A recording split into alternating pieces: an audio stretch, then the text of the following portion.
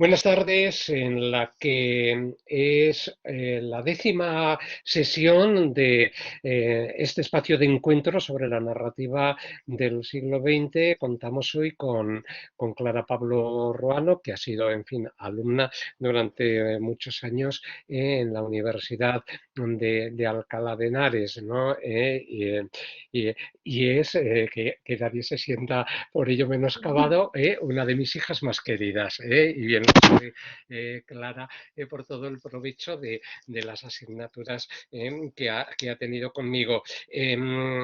Ahora mismo es profesora de enseñanza media, como habéis estado eh, escuchando hace un momento. Da también clases en una asignatura máster, Vale. y al mismo tiempo está ahora mismo impartiendo parte de una asignatura que se ha creado en Alcalingua, para preparar a los opositores con el comentario de texto, en donde estábamos implicados Carlos Alvar y quien nos habla en el trazado de la misma con María Ángeles, y luego ya, bueno, pues pusimos en juego a algunos de los mejores alumnos que estaban en enseñanza media y que podían, por tanto, poder participar en ese tinglado. Yo quería también que hubiera participado alguna otra persona,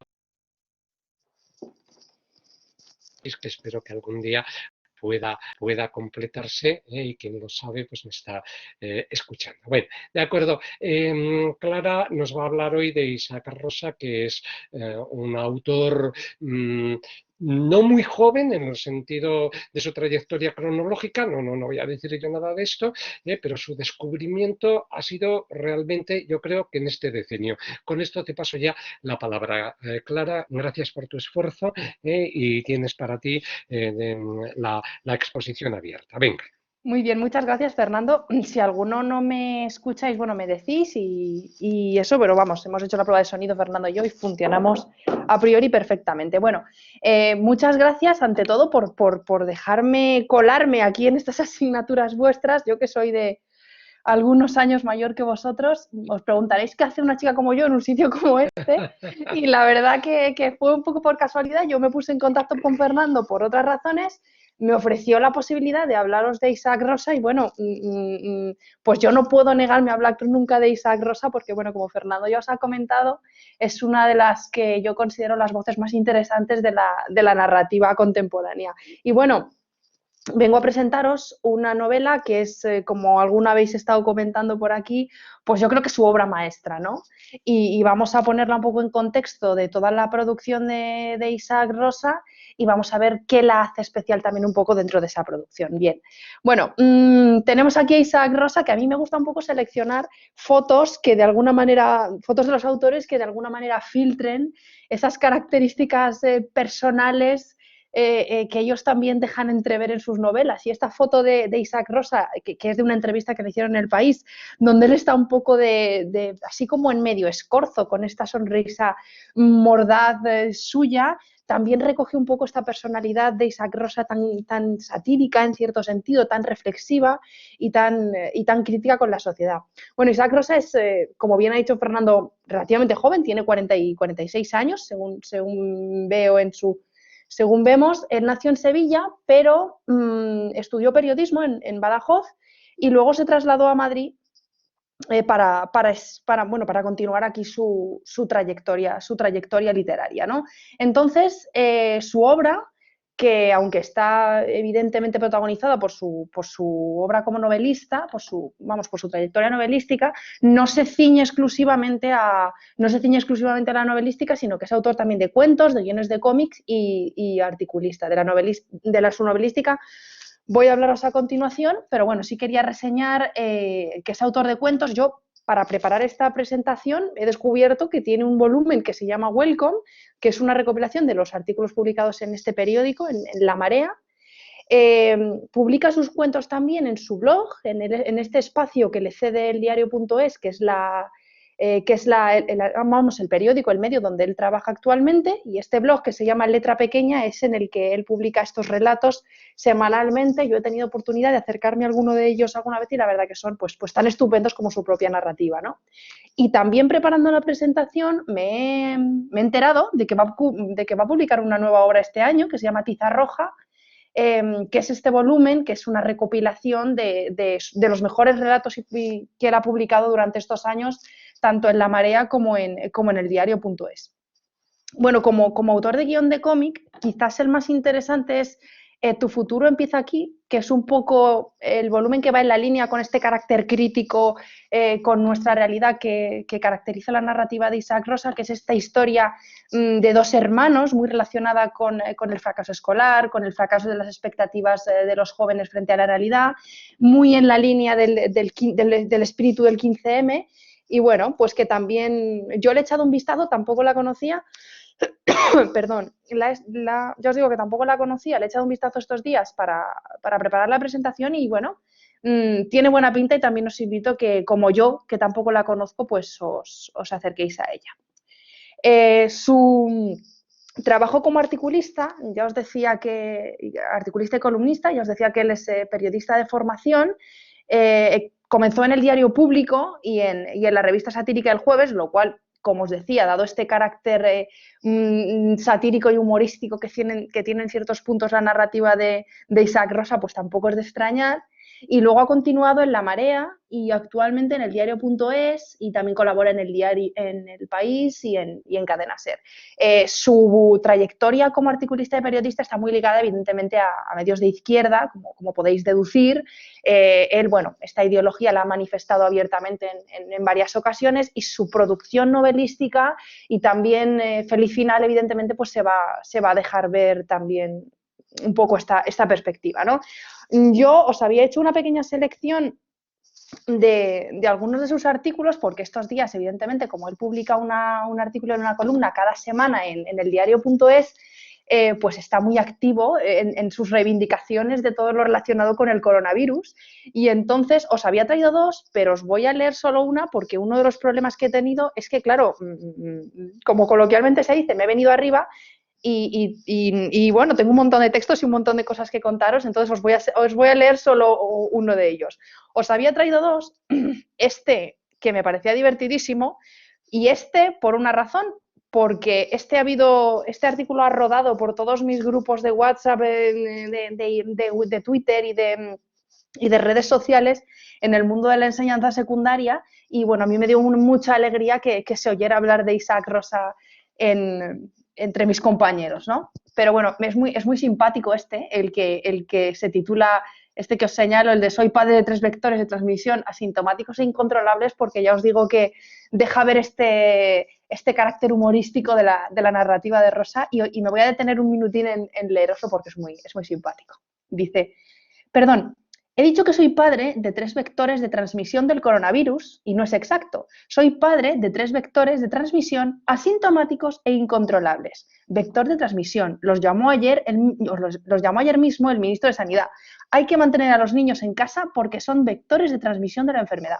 Para terminar de estigmatizarlos solemos añadir asintomáticos, aún más sospechosos, como si disimulasen aposta su enfermedad.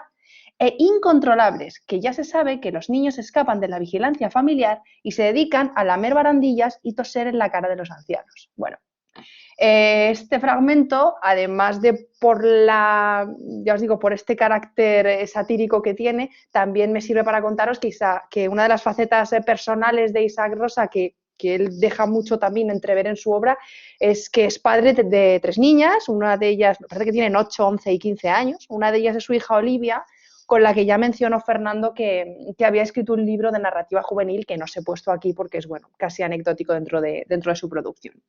Pero, en fin, me meto ya con la que es evidentemente, como os decía, es la protagonista de su actividad literaria, que es su actividad como autor de novelas, ¿no? La novelística, la obra de Isaac Rosa tiene 2 partes que yo creo, ahora me corregirá Fernando en el debate, 2 partes que desde mi punto de vista, como os digo, están claramente diferenciadas.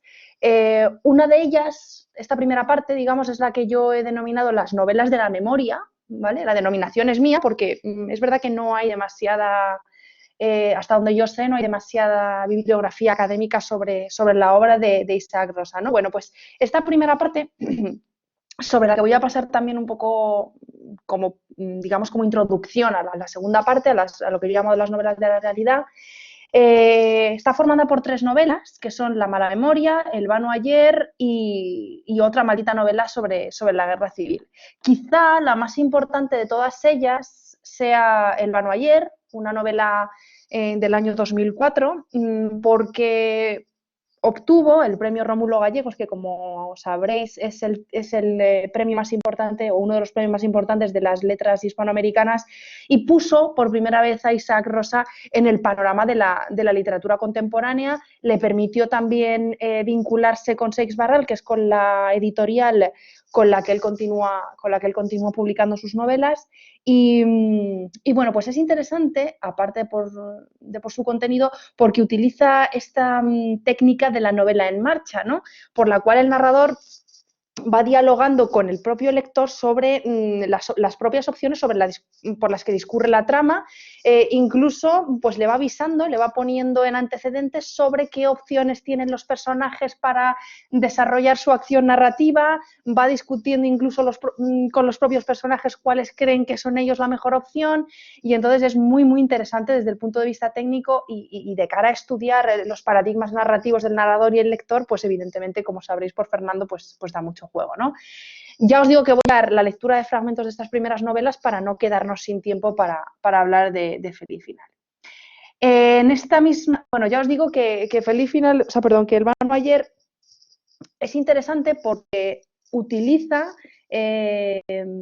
materiales extraliterarios para construir la propia acción de los personajes. De hecho, la propia trama narrativa, la propia trama, digamos, pertenece a un material extraliterario, que es un ensayo histórico, que la verdad que no he dado a comprobar si realmente existe o no este volumen, pero bueno, nos tendremos que creer al narrador cuando nos dice que la historia que se cuenta en Feliz Final, en El vano ayer, que es la historia de un pobre profesor que se llama Julio Denis, que en medio de los disturbios de la Universidad Complutense de finales de los años 70, en los que se vieron también envueltos, según el narrador, Agustín García Calvo y Tierno Galván y demás, pues este pobre Julio Denis se ve también envuelto, y en medio de todo esto también pues se ve también en medio de la desaparición de un estudiante que se llama Andrés Sánchez, que luego sabemos, si no quiero desvelar nada de la trama de la novela, que está envuelto en líos con los miembros del Partido Comunista, y el propio Julio Denis se ve obligado a salir de España, se ve obligado a irse a París, y donde, bueno, le suceden varias vicisitudes y del que, bueno, acabaremos sabiendo alguna que otra aventura suya, ¿no?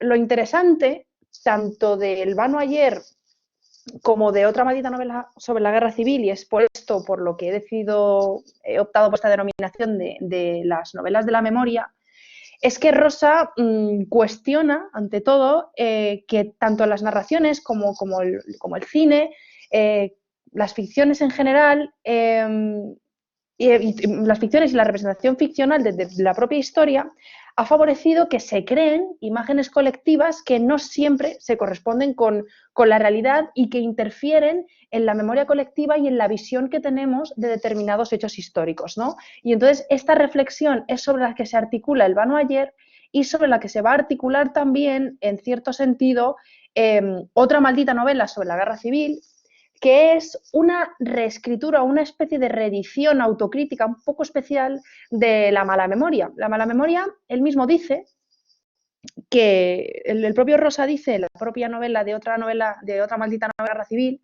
que La mala memoria había sido una novela pequeña, publicada en Ediciones del Oeste, una editorial que no tenía demasiado recorrido, que no llegaba a suficientes lectores, y entonces, después del éxito del vano ayer, su editora le había propuesto reeditar La mala memoria, pero con comentarios hechos por el propio Isaac Rosa sobre el texto de La mala memoria.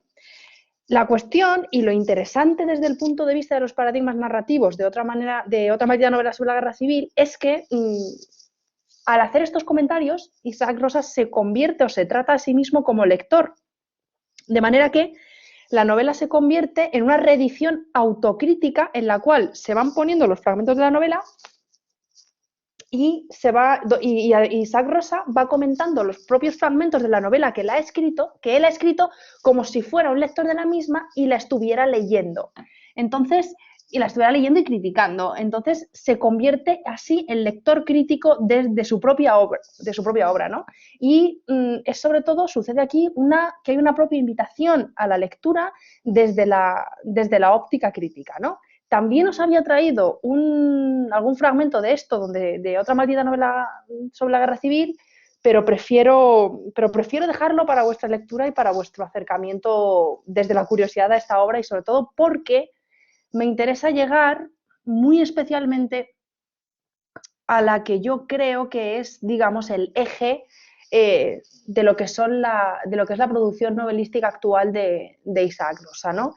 Isaac Rosa tiene una segunda parte de su producción literaria, que es lo que yo he denominado novelas de la realidad, y frente a las novelas anteriores, que como decíamos, trabajaban mucho el tema de la memoria, del tardofranquismo, de esas novelas de la transición leídas desde una óptica contemporánea, todo el tema, como os digo, de la memoria histórica y demás, a partir de 2008, que es cuando publica El País del Miedo, él decide empezar a escribir y a reflexionar de manera muy crítica y, como os digo, muy combativa sobre la realidad de la España de nuestro momento. Y es por eso por lo que he decidido llamar a estas 4 siguientes novelas, entre las que se encuentra Feliz Final, las novelas de la realidad. Y entonces en estas sí que me voy a detener un poquito más a hablaros porque, de alguna manera, El País del Miedo, La Mano Invisible y La Habitación Oscura yo he querido denominarlas como un proceso de diseminatio que luego que germinará o que germinará en una recolectio en Feliz Final. Entonces sí que me voy a detener a hablar un poquito más de ellas en tanto gérmenes o en tanto semillas de lo que luego va a ser Feliz Final, ¿no? Bien. La primera de estas novelas... perdón. Una cosa que tienen todas estas novelas en común, o un aspecto que tienen todas estas novelas en común y del que ha hablado el propio Isaac Rosa, es que os traigo, como os traigo aquí en esta entrevista, esta es una entrevista que es de donde he sacado la foto de la portada que le hicieron a Isaac Rosa con motivo de la publicación de Feliz Final en el año 2018.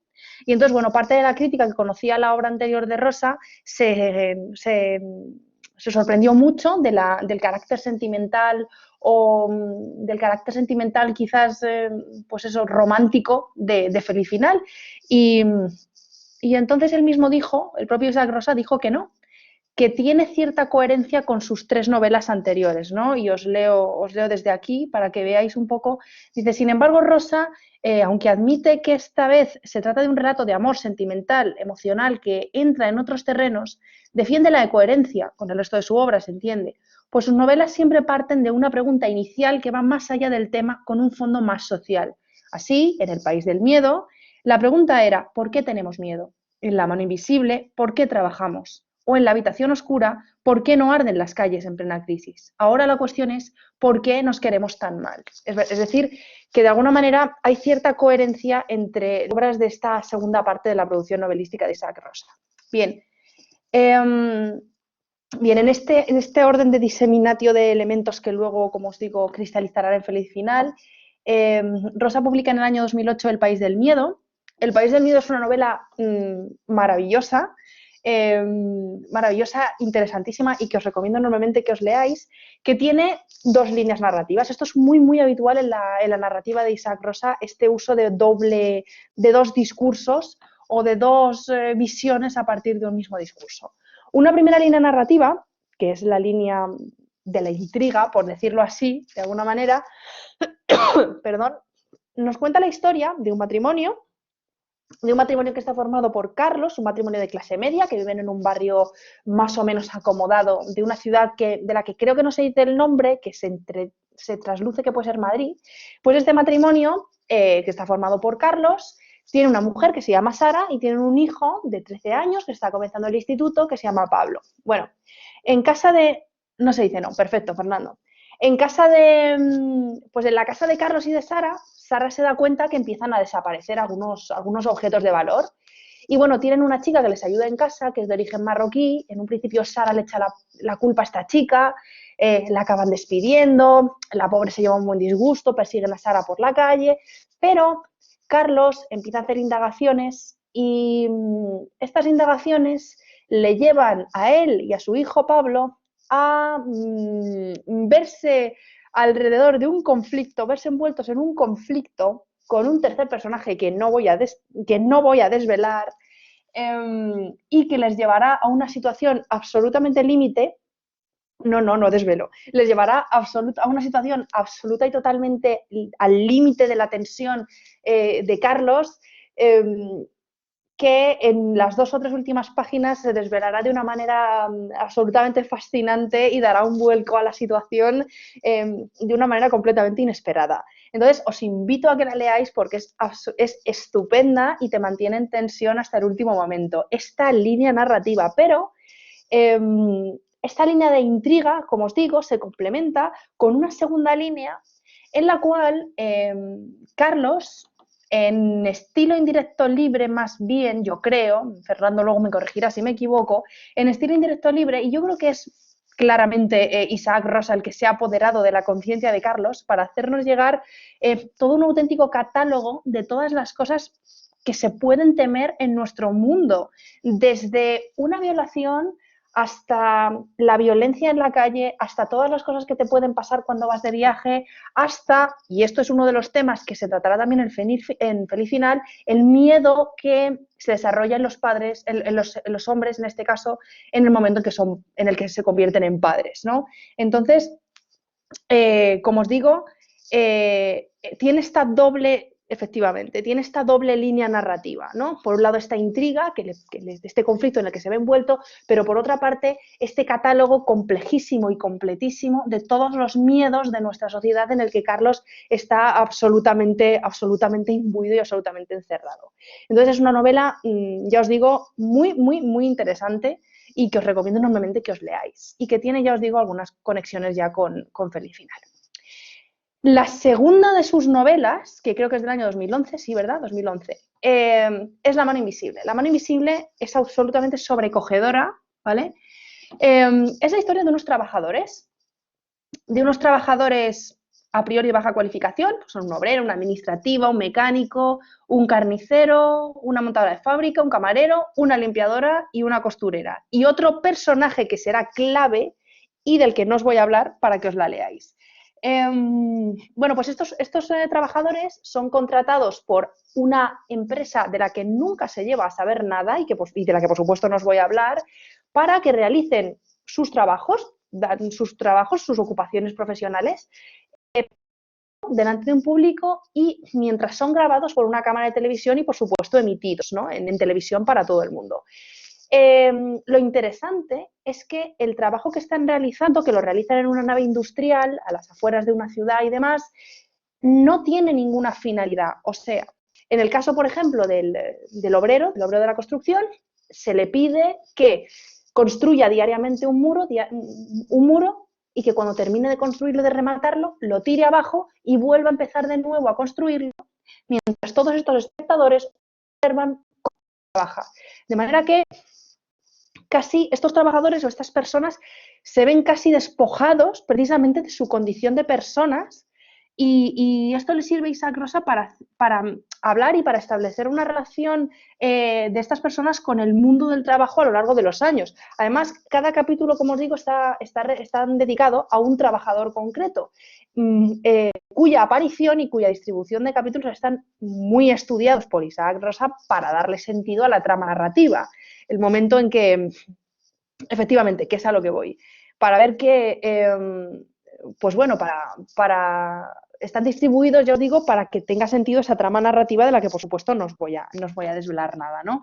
Y sobre todo, el trabajo, o sea, la narración de los trabajos que están contados, como os digo, en estilo indirecto libre, sirve un poco para ponernos en conexión también con el trabajo, o sea, con las expectativas de esos personajes, con el pasado de esos personajes y con esas expectativas que la realidad ha impedido que se cumplan. Y sobre todo hay un tema que se repite normalmente en toda la narrativa de Isaac Rosa, que es una crítica dura y muy, muy directa a la precariedad laboral de nuestro momento. Pero como muy bien estaba adelantando Fernando, a mí quizás me parece la más densa y la más dura de leer de todas sus novelas. Es un ejercicio narrativo, o sea, todo un ejercicio narrativo. Y aquí sí que no he podido resistirme a poneros un fragmento que ya os adelanto que es un poco desagradable, la minuciosidad con la que está narrado este fragmento. Es un fragmento del capítulo dedicado al carnicero, ¿vale? Entonces, os lo voy a leer para que os hagáis una idea de este estilo muy, muy de Isaac Rosa, tan minucioso, que parece casi que se va tejiendo, en el que parece casi que, como os digo, que las palabras se van tejiendo como quien estuviera haciendo punto, ¿no? Muy denso, muy, muy trabajado, ¿no? Y el fragmento dice así, y empiezo a leer desde aquí. Dice, se acerca la ternera y adelanta una mano, la sujeta para que deje de balancearse. Parece incluso acariciar el cuero. Se sabe centro de todas las miradas en ese momento. Ya puede el albañil tirar su tapia o el mecánico dejar caer de golpe el tubo de escape que nadie los mirará. Todos pendientes del carnicero, de la hoja de acero, del cuero al rasgarse. Apenas cae sangre cuando mete el cuchillo, pero él disfruta esos segundos, la mezcla de decepción y alivio de quienes esperaban un surtidor. Hay sangre, sí, pero poca. La justa para impresionar a los que nunca visitarían un matadero porque prefieren no saber, prefieren pensar que todo es limpio, indoloro, humano. Esa palabra le hace mucha gracia, dar un trato humano a los animales. Claro que sí. ¿Cómo se encuentra, señora Vaca? ¿Ha tenido un viaje agradable en el camión? Cierre un momento los ojos que esto no le va a gustar.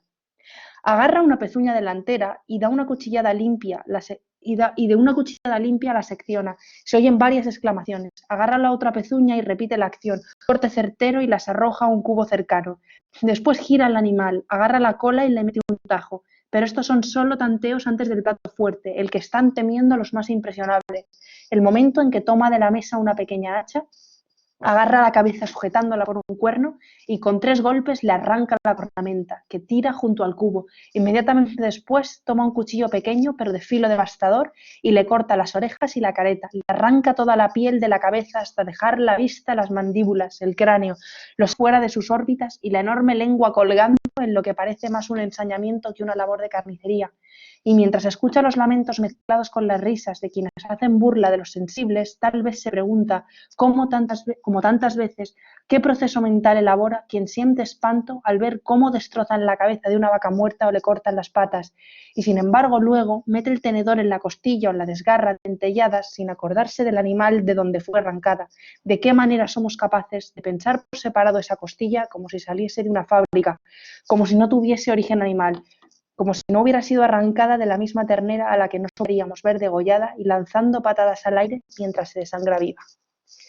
Pues este es ese trazado que casi, como os digo, parece tejido, que caracteriza la narrativa de Isaac Rosa y que os vais a encontrar aplicado no solo a los carniceros, sino a todos los oficios en esta novela maravillosa de Isaac Rosa, cuyo desenlace también es muy, muy interesante. Bien, por seguir avanzando, la novela justo anterior a la publicación de Feliz Final es una novela que yo os tengo que confesar que para mí, junto a Feliz Final, es mi favorita de todas las de Isaac Rosa, que es la Habitación Oscura, donde vamos a ver que se ponen en juego y se ensayan algunos de los personajes y algunos de los temas que van a aparecer en Feliz Final, y que tiene un planteamiento también muy interesante.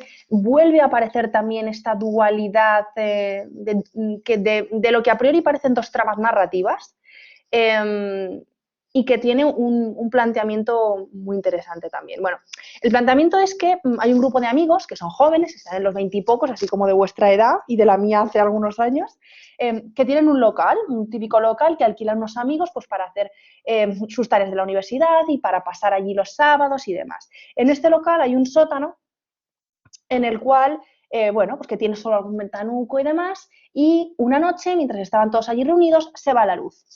Entonces, bueno, se va la luz y todos esos jóvenes aprovechan o se ven imbuidos por la energía también de la juventud a entregarse a sus apetitos carnales en todas sus formas y a deleitarse con todo tipo de placeres eróticos festivos hasta que la luz se vuelve a encender. Entonces, esta situación les lleva a pensar que por qué no convierten ese sótano en una habitación oscura donde, bueno, pues puedan realizar esa misma acción que han realizado cuando esas mismas acciones que han realizado cuando se ha ido la luz, pues casi como una vía de escape a todas las presiones a las que están sometidas, ¿no? Pues por su propia, a las que están sometidos por su edad y a donde dan rienda suelta también por esta vía a sus preocupaciones, ¿no? Entonces, los amigos y todo este grupo de amigos, y es aquí donde viene lo interesante, y acaban utilizando esta habitación oscura como un refugio, de manera que esta habitación oscura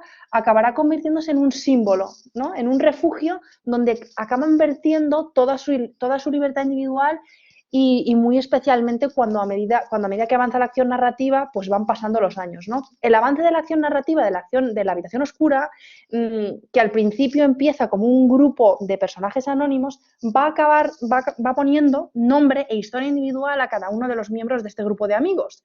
Y la habitación se acaba convirtiendo en testigo de cómo los años van pasando por cada uno de ellos y de cómo la crisis económica, que es un protagonista implícito de esta novela, pues acaba arrasándoles y acaba pasando por cada uno de ellos, ¿no? Y sobre todo porque aquí en esta novela se ponen en juego un tema de los que yo he considerado, o que yo considero que es de los más interesantes de la narrativa de Isaac Rosa, que es la realidad como elemento arrasador y el choque frontal entre las expectativas y esta realidad arrasadora. Lo que no os he contado es que hay una segunda trama narrativa, y es que al final de cada uno de los capítulos de la habitación oscura hay otros capítulos que se llaman Rec, donde nos cuentan las historias de unos personajes que a priori no conocemos y que iremos conociendo y que seguirán desvelando, por supuesto, a medida que se va avanzando la trama y de los que tampoco os voy a decir nada. Solo os digo que penséis en qué significa la palabra Rec y bueno, pues es una novela cuya trama también es muy adictiva, muy interesante y por supuesto está tan bien escrito y tan realmente escrito como todas las novelas de Isaac Rosa. Pero este proceso de diseminatio que termina, digamos, en la habitación oscura, culmina definitivamente en una recolección que va a ser Feliz Final, que es la obra que hoy nos ocupa. Bueno, Feliz Final es una historia de amor, ¿vale? Y si queréis vendérsela a alguien para que lea un buen libro y una buena historia de amor, sin duda Feliz Final es una historia de amor. Es la historia de amor de Ángela y de Antonio, una historia de amor que ellos viven durante 13 años, pero ¿qué diferencia Feliz Final de otras muchas historias de amor de las que hay en la literatura, de las que hay en las películas y de las que hay en todas las ficciones? Pues que es una historia de amor en la cual el relato está invertido. El narrador ha invertido el relato. Esta es una novela que es muy, muy ideal para explicar las diferencias entre el relato y la historia, entre qué es lo que sucede y entre cómo un narrador o unos narradores en este caso nos lo cuentan, ¿no? El relato está invertido, o sea, la novela comienza por el epílogo, ¿vale? Por el final de la historia de amor entre Ángela y Antonio y va discurriendo hasta el prólogo, que como ya nos imaginamos, pues va a ser el momento en que Antonio y Ángela se conozcan y empiecen su historia de amor. Esta historia de amor también se cuenta de una manera diferente y esta historia de amor tiene dos narradores que son homodiegéticos en primera persona y que son intradiegéticos, que son los propios Antonio y Ángela, y tienen dos narratarios explícitos que son también los propios Antonio y Ángela, de manera que nos encontramos, más que una novela, un auténtico ring de boxeo cuadrilátero donde Antonio y Ángela nos van contando su historia de amor en primera persona, tirándose auténticamente los trastos a la cabeza por esa ruptura que comienza el libro diciendo que es lo que pone final a su historia, ¿no? Es decir, Feliz Final en realidad empieza por el final, ¿vale? Entonces es quizás lo que la hace más atrayente desde el punto de vista narrativo.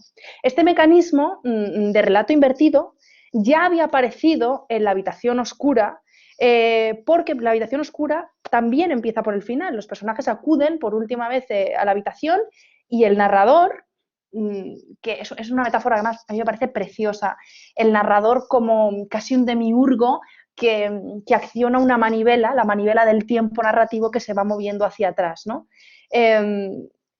Y os he traído este fragmento de La habitación oscura, que no es de Feliz Final, os he traído este fragmento de La habitación oscura porque me parece precioso para explicar el mecanismo narrativo de relato invertido, de esta inversión del tiempo de la historia y del tiempo del relato, que luego se pondrá en juego ya como maquinaria novelística completa en Feliz Final. Os leo el texto que he seleccionado, como os digo, de La habitación oscura y que empiezo a leer desde aquí, ¿vale? Para que veáis este mecanismo de relato invertido. Haz la prueba. Gira la manivela con fuerza y verás cómo la vida se revierte y según retroceden los años nos vamos quitando todo lo que hoy nos pesa. Vemos cómo la piel se estira, borra sus manchas y recupera brillo. La carne aflojada se endurece, las ojeras se absorben, la columna vertebral se endereza, miles de pelos salen arrastrándose de los desagües para volver a ensartarse en el cuero cabelludo. El diente que alguien perdió regresa a su encía de donde expulsa el implante que se hizo pasar por él. Vemos neuronas resucitar, células despertar para reconstruir músculos, huesos, órganos. La grasa se diluye en las arterias, el hollín de los pulmones se desprende y sale por las fosas nasales de vuelta a las chimeneas. Tubos de escape y colillas que desde el cenicero crecen hasta volver a ser cigarrillos. Litros de lágrimas evaporadas o desecadas en pañuelos y mangas se licuan y se remontan a contracorriente las mejillas hasta introducirse en las glándulas lagrimales. Si giras más rápido, conseguirás que los hijos mengüen hasta volver al útero y se compriman en un óvulo que se reimplanta en el ovario, no sin antes expulsar varias gotas de semen al exterior que se unen a toda aquella semilla dispersa por vaginas, preservativos y trozos de papel higiénico para meterse en las vergas originarias con la misma fuerza con la que un día salieron.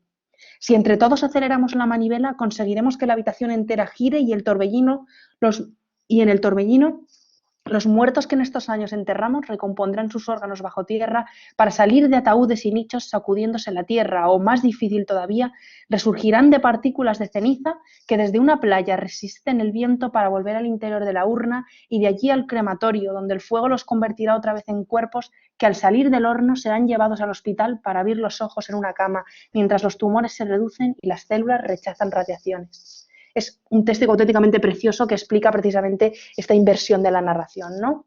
Pero siguiendo con Feliz Final, este mecanismo que, como os decía, ya se ensayaba en La habitación oscura y se pone aquí ya de manifiesto para articular toda la novela, este mecanismo es apoyado por todos los mecanismos paratextuales. En primer lugar, la propia disposición lingüística del título, si os fijáis, no es un final feliz, sino un feliz final, y esta anteposición del adjetivo yo la he querido leer como una especie de sarcasmo, porque desde el principio de la novela, a la que leemos 2 páginas, ya sabemos cuál va a ser su final, y evidentemente el final de esta novela va a ser evidentemente feliz, ¿no? Porque es el momento en que 2 personas se conocen y empiezan una historia de amor, ¿no?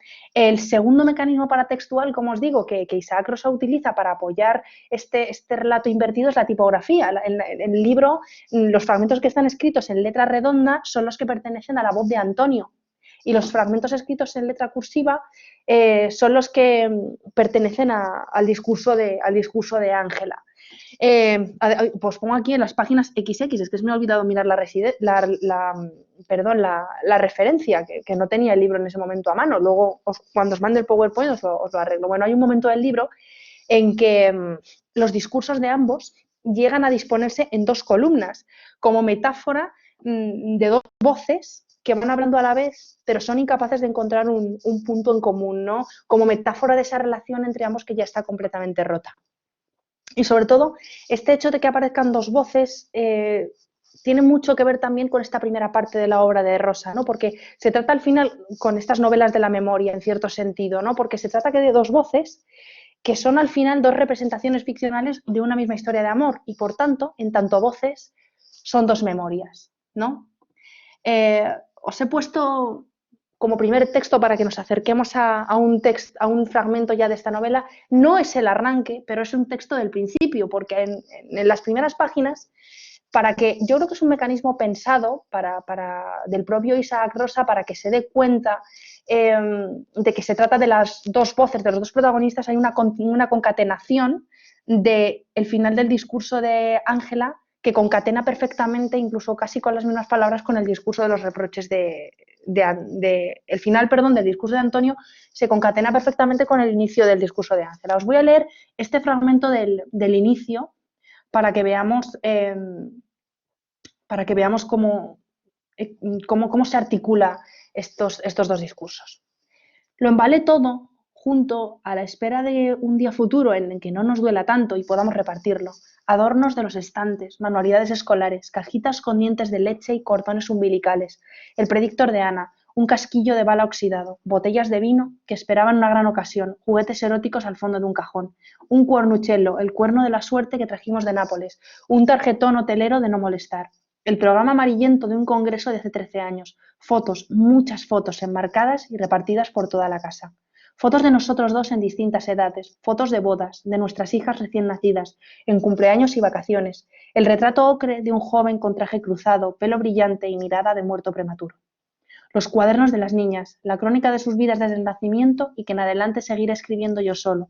Y documentación, el desbordado archivo casero de facturas, contratos, historiales médicos, declaraciones de la renta que también nos cuentan. Una caja tuya que no quisiste abrir, una caja de zapatos llenas de cartas manuscritas y que podríamos enviar directamente al Museo de las Relaciones Rotas para que las enmarquen y así las lean y fotografíen turistas, conmovidos o irónicos, junto a toda esa morralla sentimental que nunca sabremos tirar. Postales, planos de ciudades, entradas de conciertos, regalos mellados el día del padre y de la madre, velas usadas de aniversario, flores secas, piedras y conchas de playa, todo ese botín doméstico que una familia atesora en más de una década. Todo ese ajuar que en el momento de la emigración, la muerte de un ser querido o como ahora la separación, estamos obligados a contemplar con aflicción para revivir cada episodio asociado a cada pieza. Hasta hay quien escribe una novela a partir de ese instante tembloroso de abrir la caja de los recuerdos familiares. Malas novelas. Toda esa quincalla de un día los hijos huérfanos, los policías que desahucian, los allanadores, los equipos de rescate tras una explosión de gas, los traperos que compran al peso o nosotros mismos dentro de unos meses acabaremos por vaciar en un contenedor y fin. A punto estuve yo de tirarlo todo unos días antes de tu recogida sentimental, cuando hice mi propia redada sin tantos miramientos, 6 sacos de basura llenos de todo lo que fui cosechando habitación por habitación y que no estaba dispuesta a llevarme a un piso más pequeño. Allí me planté, en el punto limpio, todo separado con civismo nórdico. Como veis, se tiran los trastos a la cabeza y sueltan todo el rencor de esta situación tan complicadísima de la separación. Pues este es el inicio, una de las páginas iniciales de Feliz Final, ¿no? Además, creo que se va el audio, no me digáis eso. ¿Me escucháis más o menos bien? No. ¿Hola? ¿Me escucháis? ¿Sí? Vale. Fernando, ¿me escuchas tú? Vale, perfecto. Vale, igual debe ser igual de tu conexión, Fernando. Bueno, sigo adelante y si me vuelves a decir, vuelvo a apagar y encender el micro. Bueno, como veis, perdón, ya estoy. Ok, perfecto, Fernando, seguimos adelante. Bueno, como veis, os digo que este fragmento lo he seleccionado porque habla de los objetos, de algo que a mí personalmente me emociona mucho, que es cómo los objetos cotidianos son símbolos también de las distintas fases de la vida. Y este fragmento no os lo voy a leer porque veo que voy un poco justa de tiempo, pero hay un fragmento muy, muy parecido y muy, muy cercano en esta especie de enumeración de símbolos, de objetos que simbolizan estas distintas etapas de una vida en La habitación oscura. Y sobre todo esto nos permite vincular esta idea con la importancia que tiene en la narrativa de Rosa, lo material, esta importancia que tiene las cosas materiales en nuestro mundo contemporáneo, ¿no? Y cómo estas cosas materiales, estos aspectos materiales de nuestra vida nos influyen definitivamente desde un punto de vista personal. Bueno, os dejo, ya os digo, de cara a la presentación que os mande, el fragmento con el que yo he vinculado, el fragmento de La habitación oscura con el que yo he vinculado este fragmento de Feliz Final.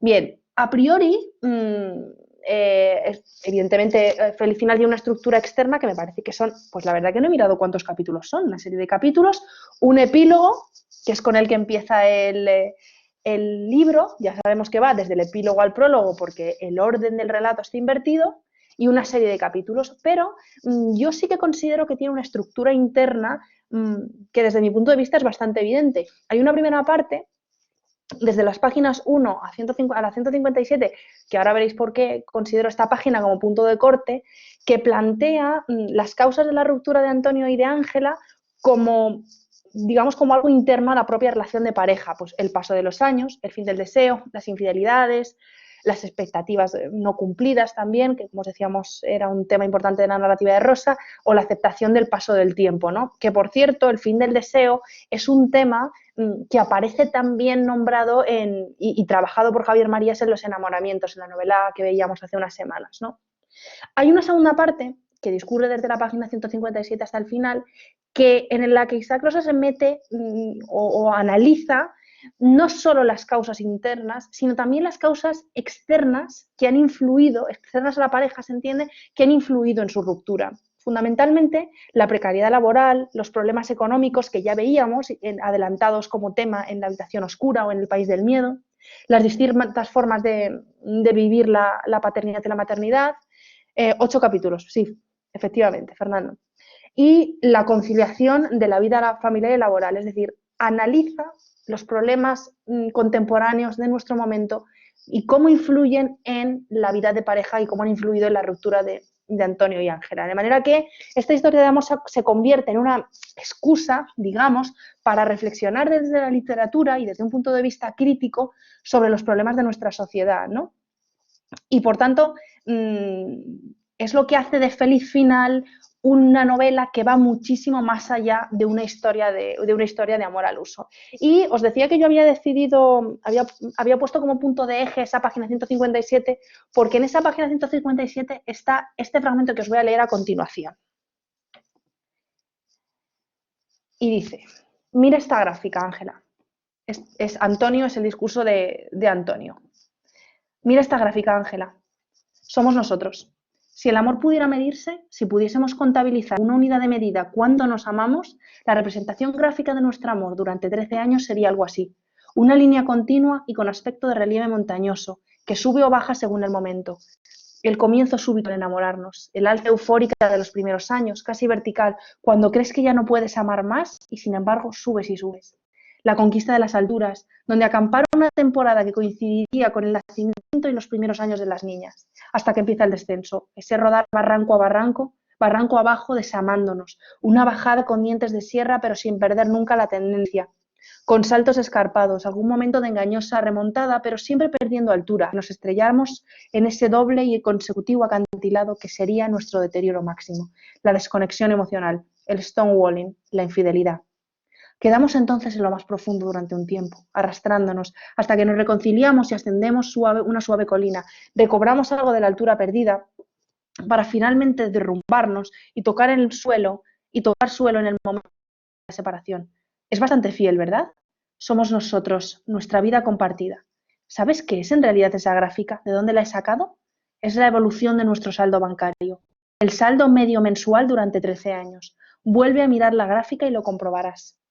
El comienzo, cuando abrimos la cuenta y pusimos en común nuestros ahorros. El saldo crece durante unos años, alimentado por mi incorporación al periódico, mi ascenso progresivo y tus primeros años como profesora.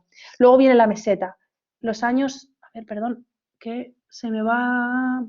Vale, luego viene la meseta. Los años de estabilidad en que mantenemos lo ahorrado, cuando mi sueldo toca techo y tú estás de excedencia con las niñas. El descenso comienza con el leer en el periódico, se agrava con su cierre y ya no dejamos de caer. Mis años de freelance, mis ingresos menguantes, el dinero que le prestamos a mi padre cuando cerró la tienda, la caída constante de saldo porque con tu sueldo y mis colaboraciones no siempre nos llega y cada pocos meses hay que darle un mordisco a los ahorros, comisiones en función de mis ingresos, hasta el vaciamiento casi total de la cuenta en 2 golpes en que corresponden a la compra de la casa y a mi pérdida de trabajo después de la huelga.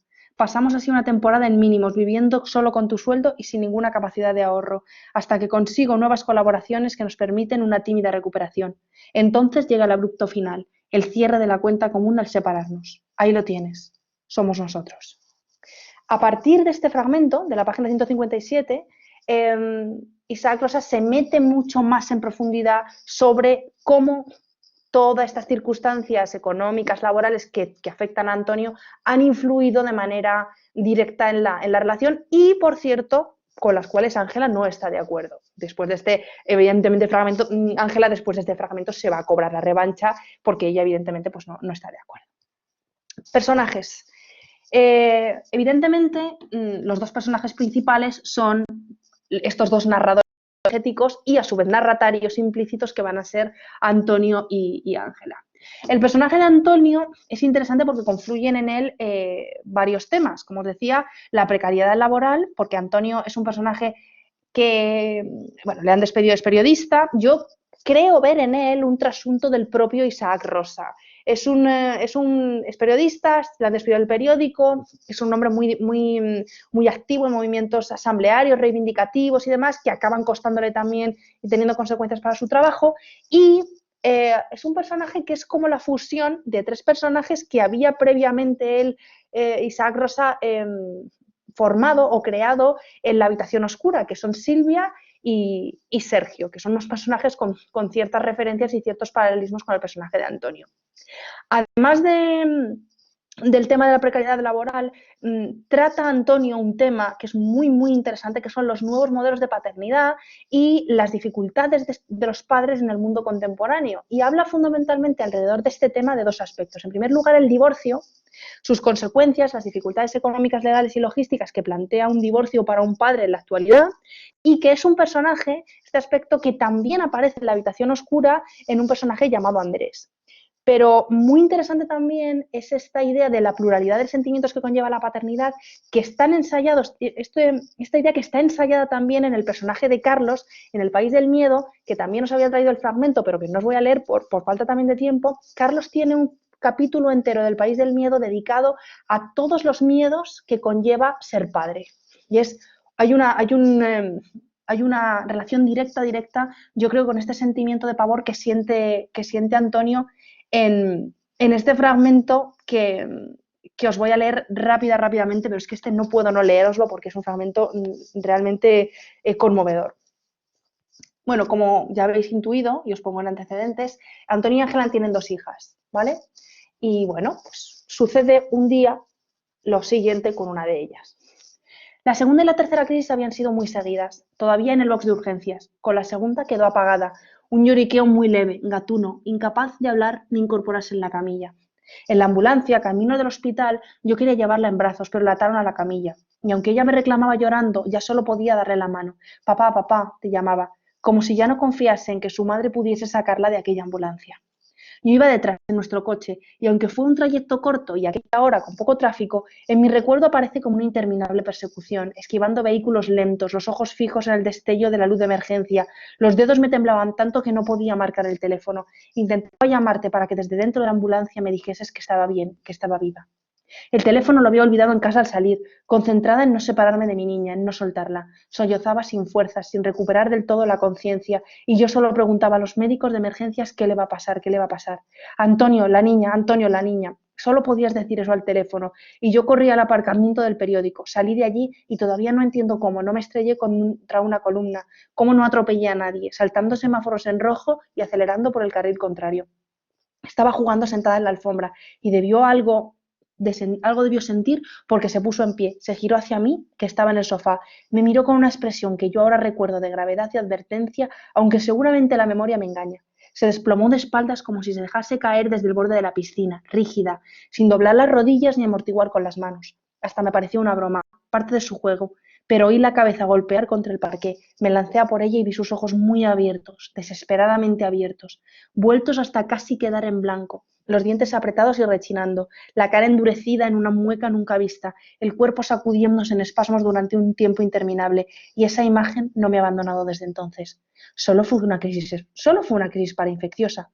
Solo os dejo a vuestra lectura personal el desenlace de qué pasa en esta crisis que tiene la hija de Antonio y Ángela.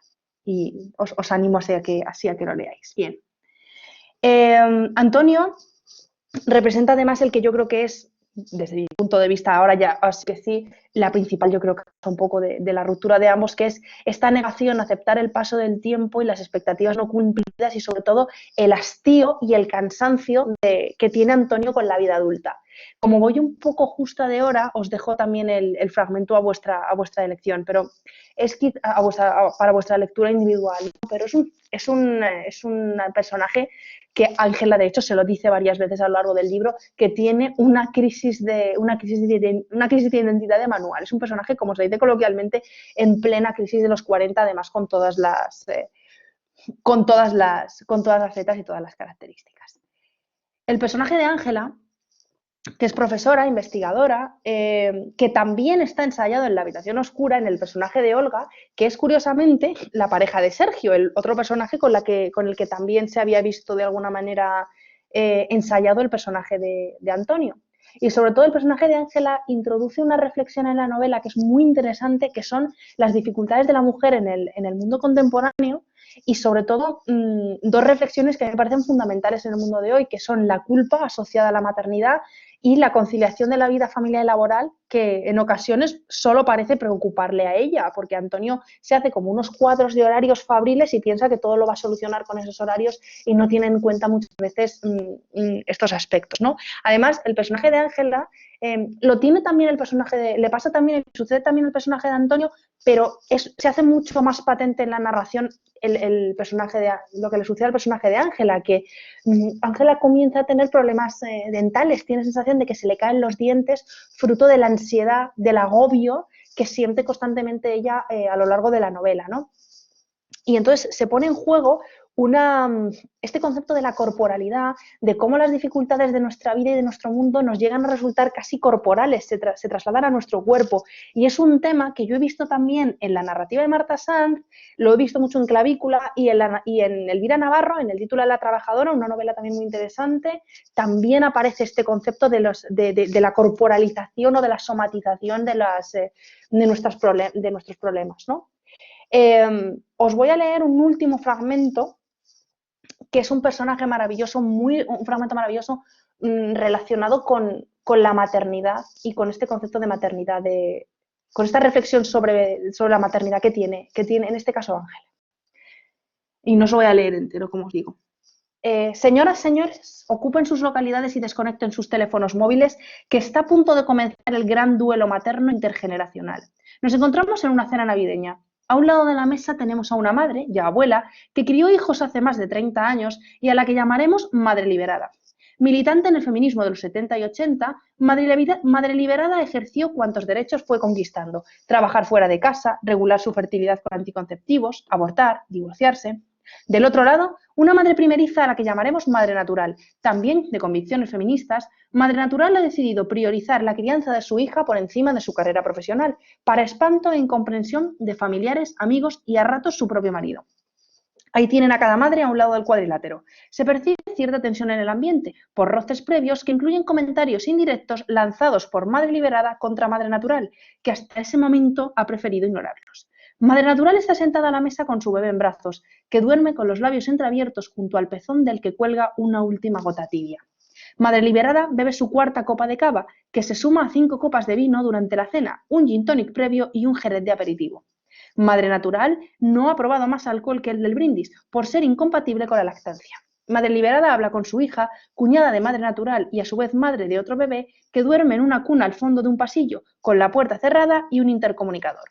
Madre Liberada le dice a su hija que no entiende cómo las mujeres han vuelto a caer en la trampa y que esta vez se han metido ellas solas. Madre Natural vuelve los ojos hacia su marido, que le esquiva la mirada y propone a la mesa debatir sobre el discurso del rey que han escuchado unas horas antes. Pero Madre Liberada no se da por aludida y dice que es una pena, con todo lo que ellas lucharon para liberarse del patriarcado, y que ahora haya mujeres que se lancen a él de cabeza y encima presuman de ello. Bueno, evidentemente, como podéis ver, este fragmento da lugar a una discusión entre Ángela y su suegra, la madre de Antonio, pues que evidentemente, bueno, solo os diré que el fragmento inicial, que lo he tenido que recortar un poquito antes, el inicio de este discurso, empieza diciendo ya tenía que salir a la luz la discusión aquella con tu madre, nada menos, ¿no? O sea, cómo la maternidad veis aquí que se convierte también en un tema que Isaac Rosa también lo saca a la luz como algo importante en el entorno de nuestra sociedad. Bien. La novela, además de los personajes, de Antonio y de Ángela, de su relación, uno de los aspectos que a mí me parecen más enternecedores y quizás más demoledores de la novela es los símbolos de la relación que tienen entre ambos, ¿no? Y que se van salpicando y que van apareciendo como salpicados a lo largo de la novela, que nos van recordando esa conexión y ese vínculo que existe entre ambos y que ahora se rompe, ¿no?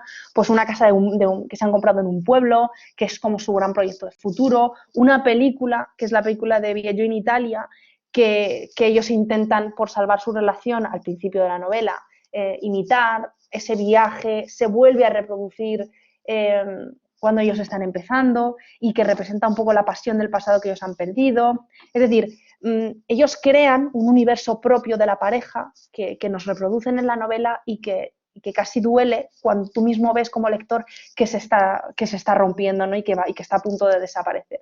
Y además, en este sentido es muy interesante ese leitmotiv que se repite constantemente a lo largo de la novela, que es que de hecho es el leitmotiv con el que la novela se abre y que nos recuerda ese feliz final, ¿no? Ese tú y yo íbamos a envejecer juntos que le señala Antonio a Ángela. Bueno, por cerrar y por concluir, vemos por tanto que en Feliz Final cristalizan algunos de los temas que van a ser los protagonistas o que van a ser característicos o que van a centrar la narrativa de Isaac Rosa y que yo considero que son, pues en primer lugar, la influencia, y yo diría que casi intromisión de estos aspectos materiales y socioeconómicos en los recorridos vitales individuales de todos nosotros. En segundo lugar, el mundo contemporáneo, su locura y su realidad, que todos, por suerte o por desgracia, tenemos la oportunidad de vivir como un elemento opresor que sobre todo cercena las expectativas y las libertades individuales, es decir, el choque entre las expectativas que nos planteamos y la realidad que nos ofrece nuestra sociedad. Y quizás yo diría también que es casi un tema común, casi esta visión pesimista de la realidad contemporánea y de nuestro mundo que caracteriza, diría yo, la novela de Isaac Rosa. Yo siempre digo que en la narrativa de Isaac Rosa no hay personajes felices, hay personajes atravesados de parte a parte por una realidad que en muchísimos aspectos les supera. Por eso, y como cierre, yo no sé si deciros y no sé si invitaros a leer la novela. Me explico. Yo siempre les digo a mis chicos del instituto que los libros son algo orgánico, son algo vivo. Y como organismos vivos, son como las personas. Igual que nosotros con las personas, pues tenemos relaciones que en determinados momentos nos resultan tóxicas, a veces tenemos también esas relaciones con los libros. Es decir, los libros tienen sus momentos. Y tenéis que ser conscientes de que Isaac Rosa Feliz Final es un libro maravilloso, emocionante, absolutamente demoledor a nivel individual y a nivel emocional, y no os recomiendo leerlo si estáis en un momento bajo, complicado a nivel personal. En ese sentido no os lo recomiendo. Sí os voy a recomendar que lo tengáis en la mesilla, que lo tengáis cerca, que no lo perdáis de vista y que cuando os recuperéis y os veáis capaces de enfrentaros a una novela realmente sobrecogedora, no dejéis de leerlo porque es de verdad absolutamente sobrecogedor. Y bueno, me queda daros las gracias por haberme dejado colarme en este foro del que soy un poco intrusa, a Fernando por haberme dado la oportunidad y a vosotros por haberme escuchado. Así que bueno, pues muchas gracias y os doy la palabra. Y muchas gracias. Por supuesto, a ti, Clara, por la exposición tan completa que nos has dejado sin palabras, ¿no? Realmente habéis observado además la habilidad de Clara al final, porque no hay nada mejor. No Gracias, leas muchas esto. gracias a vosotros. Muchas gracias. Para que entren ganas de leerlo, ¿no? Pero tiene toda la razón, efectivamente. Hemos dicho en los distintos cursos, los libros nos leen, ¿no? Y entonces nos pueden causar beneficios o nos pueden causar estragos. Y estas 4 novelas que Clara ha denominado como novela de la realidad, que yo añadiría, porque lo tenemos aquí delante, el adjetivo pesimista, para darnos cuenta de qué tipo de realidad es la que él quiere reflejar, o demoledora, contemporánea. Estas 4 novelas son todas ellas muy duras, en un análisis pues verdaderamente certero de hacia dónde camina el mundo con las diferencias sociales, humanas, también las crisis de la pareja, como ocurre en estos casos, por supuesto, pero como sucede en La mano invisible, en esa obra de los distintos oficios que se van desarrollando ante una cámara. Ver además estratificados todos los grupos sociales que observan un espectáculo en el que son sometidos, ¿no?, a esa suerte de disección, ¿no?, que viene a suponer el montar o desmontar distintos trabajos, que es lo que hacen los personajes. Vamos, yo he quedado impresionado por tu exposición. Es muy difícil meter 7 grandes novelas de las que nos has estado hablando, y además con el marco del que parte Isaac Rosa. Tenemos otro autor, por tanto, que pertenece al dominio del periodismo, con lo cual, para cuando podemos plantear quizá, ¿no?, esa línea que vamos viendo que es común en este sentido. Y poco voy a decir. Una novela de una escritora muy interesante, fallecida en 2013, llamada Enriqueta Antolín, que apareció en Alfaguara y que se llama Final Feliz. Y es la historia también de 2 relaciones amorosas que conducen a un amor frustrado. Por supuesto, ella muere en 2013, no creo que le haya influido a Isaac Rosa en absoluto, ¿no? Se da esta casualidad de encontrarnos una novela que es muy parecida, por el análisis también duro y complejo, ¿no?, de las relaciones sentimentales contemporáneo. Prefiero daros la palabra a los que hayan los que estén hoy en la sala, y a ver si tenéis alguna pregunta para Clara. Veamos. Bueno, aprovecho, Fernando, para decir que es un tema que este año entre 2020 y 2019, ha aparecido en un montón de ficciones, y de hecho el último premio Alfaguara, esto se lo dije el otro día a mis alumnos, puso comentario, a mis alumnas, que son mayoría chicas, el último premio Alfaguara de 2019, que se llama Mañana tendremos otros nombres, de Patricio Pron, es un tema prácticamente, evidentemente no con la calidad, yo lo he leído, ya te digo, he aprovechado la cuarentena para leerlo, desde mi punto de vista no con la calidad narrativa y este mecanismo de este relato invertido y demás que hace Isaac Rosa, pero es exactamente el mismo tema, la historia de una ruptura y la ruptura amorosa como excusa para hacer un análisis de las relaciones sociales y amorosas en el mundo contemporáneo. Ahora, bueno, pongo por aquí el título por si a alguien le interesa. Y bueno, en los Oscars de este año ha sido Historia de un matrimonio, que es exactamente la misma historia, que ha tenido, me parece que, bueno, han estado nominados a los Oscars los protagonistas, o sea que está de moda, por decirlo así. Que vemos que estás pidiendo paso. Veamos, Enrique. Enrique interviene el próximo lunes, recuerdo. Buenas tardes, Enrique. Buenas tardes. Bueno, primero felicitar a Clara. Me ha gustado mucho la presentación. Gracias. A mí me gusta mucho Isaac Rosa, ¿no? Voy a hablar de Marta Sanz, pues Isaac Rosa tiene mucho que ver con Marta Sanz. Y son sí que amigos hacer íntimos, además. Sí, por eso. Quisiera hacer como Fernando y establecer 2 relaciones. Y es que, bueno, las 3 primeras novelas de realidad, ¿no?, como las has denominado, de Isaac Rosa, a mí me recuerdan mucho a otro escritor, que es Pablo Gutiérrez, no sé si lo conoces.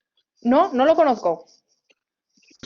Si te gusta Isaac Rosa, te gusta Pablo Gutiérrez, porque, bueno, además, su mejor novela, ¿no?, que además ha sido la última, Cabezas cortadas, juega mucho, ¿no?, con esta visión pesimista de la realidad y además en la forma en la que está construida, porque es recoge las anotaciones que hace una mujer que vive en un barrio marginal en su diario, pues va construyendo una historia bastante curiosa y que yo creo que tiene mucho de Isaac Rosa también. Ujú. Y bueno, ya que voy a hablar de Marta Sanz, pues creo que es imposible no pensar en Feliz Final sin pensar en Amorfu, Totalmente. que, que además de ser exactamente la misma temática, comparte eso, no solo la trama, sino que también hay una inversión en la narración de los hechos y una alternancia de voces continuas, ¿no? Que conforma ese ring de boxeo, como tú has dicho, y que además Isaac Rosa escribió el prólogo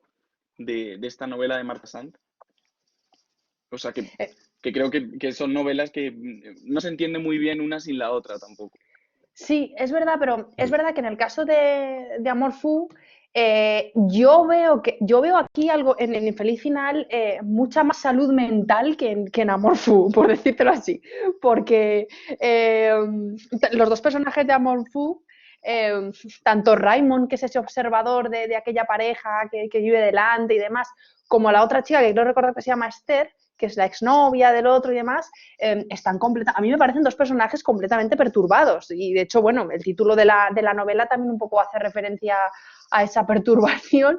Yo no veo a los personajes, es verdad, estoy completamente de acuerdo contigo en que tienen bastante conexión y existe ese tema de la ruptura también y demás ahí de fondo, pero es verdad que yo veo personajes, o sea, los veo más equilibrados a los personajes de Isaac Rosa aquí, que a los que veo que a los de Amor Fu, que están un poco perturbados y han procesado muy mal la ruptura y el proceso de duelo. No sé si estarás de acuerdo conmigo, Enrique. Sí, sí, completamente. Sí. Además, la construcción de los personajes de Rosa con la construcción de los personajes de Marta Sanz sí que es muy distinta.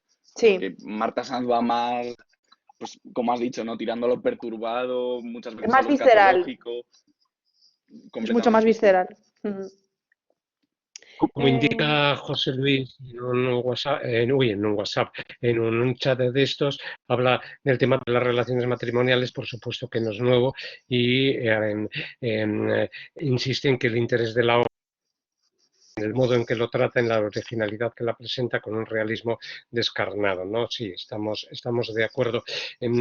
Pero sí, si me permitís añadir algo a lo que estáis señalando, porque yo además, claro, estudio el tema de las relaciones sentimentales, orígenes del amor cortés desde los siglos medios en adelante, pues lo he visto, ¿no? En esa evolución, ¿no? de cientos de libros, ¿no? y de los distintos componentes que vienen a formar parte, ¿no? de ese análisis del amor. Pero hay algo que singulariza a estas novelas que podemos situar en los 5 últimos años o en el último décimo, una constante de esta narrativa del siglo XXI. El fracaso de la pareja se convierte en analogía del fracaso de la sociedad y, por tanto, no es tanto una historia sentimentaloide, una historia con implicaciones, por así decirlo, personales, ¿no? Como la búsqueda en las conciencias de los individuos del propio fracaso de la sociedad. Entonces, ¿qué es lo que está ocurriendo pues entonces en esta década en donde no puede llegar a entramarse? Bueno, me imagino que sí, ¿no? Pero las novelas parece que están reflejando lo contrario, una relación amorosa estable, duradera, porque los cimientos de la propia sociedad pues parece que se nos están quedando entre las manos. María nos añade a esto, el establecimiento me recuerda mucho a una novela de Martin Amis, Times Arrow, que lo lleva un paso más allá, sí, que aparecen escritas al revés, efectivamente, en un caso más extremo. Bueno, hemos añadido estas cuestiones. No sé si quería añadir algo, porque he visto que había una petición de palabra. Alba, buenas tardes. Hola, buenas, ¿se me escucha? sí, yo sí. De acuerdo, bueno, pues lo primero, de la misma manera que ha hecho Enrique, pues darte la enhorabuena porque me ha parecido muy completa la charla de esta tarde y también, bueno, quería incidir sobre el título y es que a mí me parece una metáfora sobre cómo siempre se nos ha dicho que los finales son el principio de muchas cosas cosas nuevas o cómo estos finales dan paso a otras novelas. Y a mí me hace mucha gracia porque cuando llegas al final y es el prólogo, es que el prólogo es el inicio de esta propia novela. Y bueno, no sé si compartirás esta idea o no. Y luego también incidir en que me recuerda un poco a una novela negra en el sentido de que es como si se hubiese producido un asesinato y tendrían los personajes que ir desarrollando cómo se ha producido este asesinato, por qué, cuáles son las causas, quiénes son los asesinos.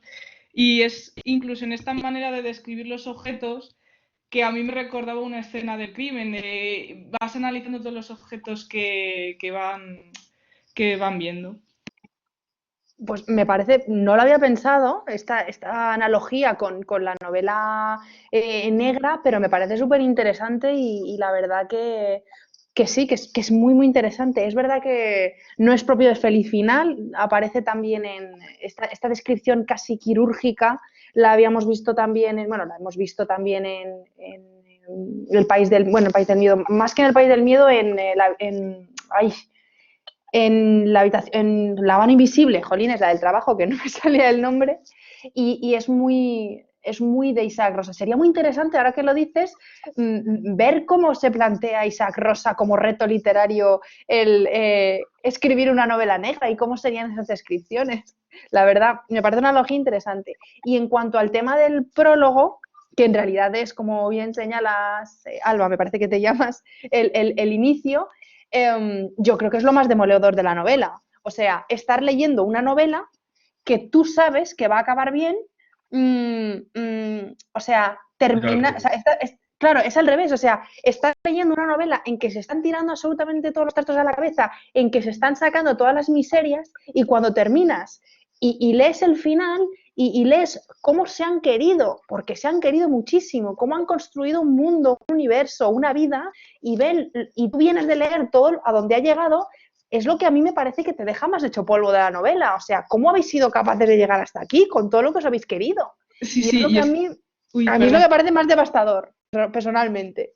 Sí, y es que a mí además hasta me parece una crítica a Disney con los finales edulcorados, es como de, ¿quieres un final feliz? Pues te lo voy a dar, pero realmente es lo que dices tú, te quedas mucho peor que si hubiese terminado como tendría que terminar. Sí, más que feliz, terminas con una sensación más de final real que de final feliz, por otra parte, si eres pesimista. Exacto. La trama de los Pues muchas capítulos, gracias. la trama de los capítulos, como decíamos antes, va al revés, es decir, epílogo al principio, prólogo al final, pero la numeración de los capítulos va 8, 7, 6, 5 hasta llegar a 1, y luego prólogo. Por eso mismo, claro, en la misma exposición, ¿no?, de la obra, vamos viendo ya también esa fragmentación, ¿no?, a que la pareja, bueno, pues va reduciendo esos años de convivencia. El propio discurso, como habéis visto, que va fluctuando con letra redonda, bueno, con letra cursiva la mujer, son pequeños fragmentos y van reduciéndose también progresivamente, y en algunos sí, casos se llegan ahí. Que es muy curioso y muy difícil de la escritura de Isaac Rosa, indudablemente. Bien, voy a cerrar la grabación y seguimos un poco más el debate si queréis. A ver, grabación, gracias.